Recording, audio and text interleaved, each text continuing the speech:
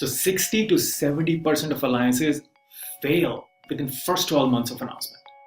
And 40% of the MDF fund goes unused partially because there's lack of trust, lack of visibility on the ROI delivered. So trust is the core foundation of any relationship, personal and professional. So hi, this is Vishal Kalia, and in this video, I'm going to talk to you about 3 things. Number 1, why trust is extremely important for building strategic alliances. Number 2, why is there lack of trust? And number 3, how can you mitigate the lack of trust and operationalize the process at the same time? So keep watching.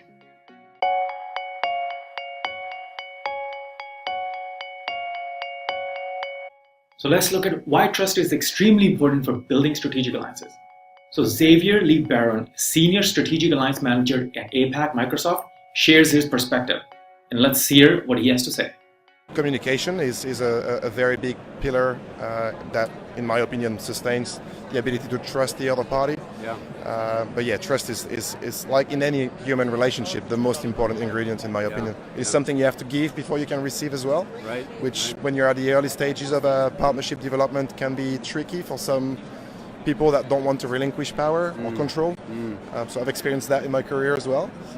It is a natural reaction, right? So without knowing what's on the other side, it sometimes can be a bit scary to just give away that trust to somebody who basically takes your products, for example, and takes it to market, and you can't control how they're doing it, where they're doing it.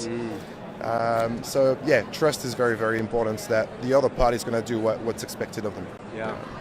So as Xavier mentioned, trust is very, very important, that the other party is going to do what they promised or what they said and what is expected of them.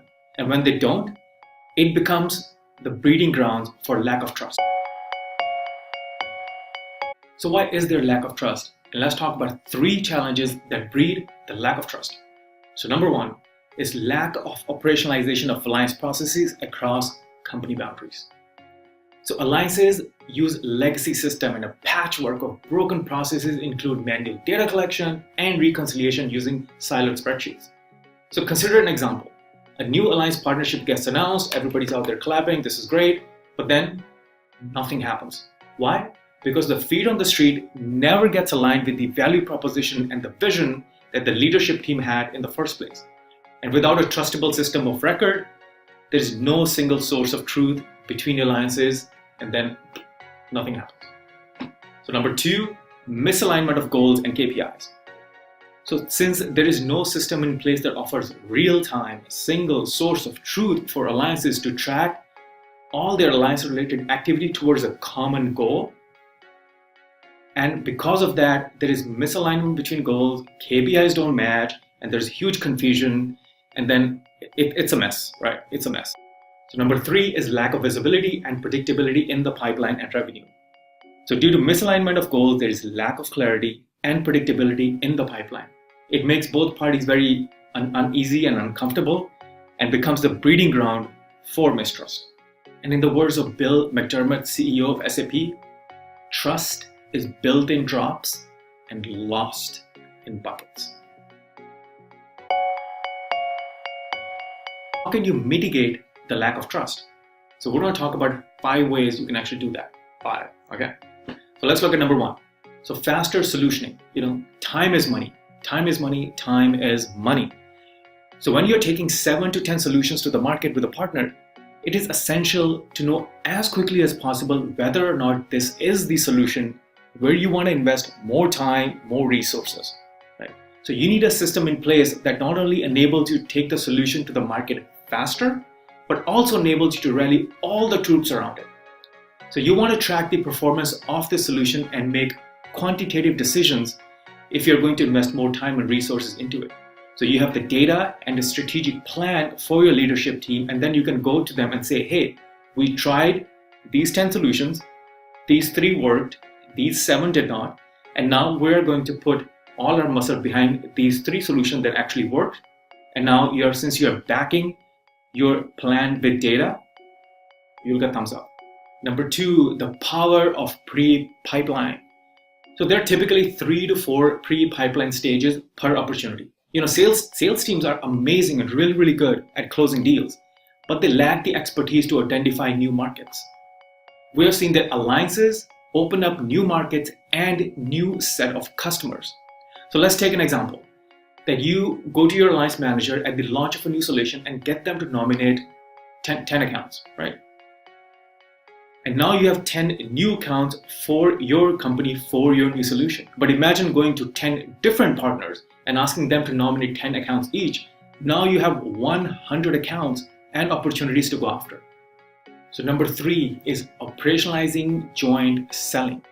So managing joint sales plan and reviewing joint pipeline is still being done the old-fashioned way of siloed spreadsheets.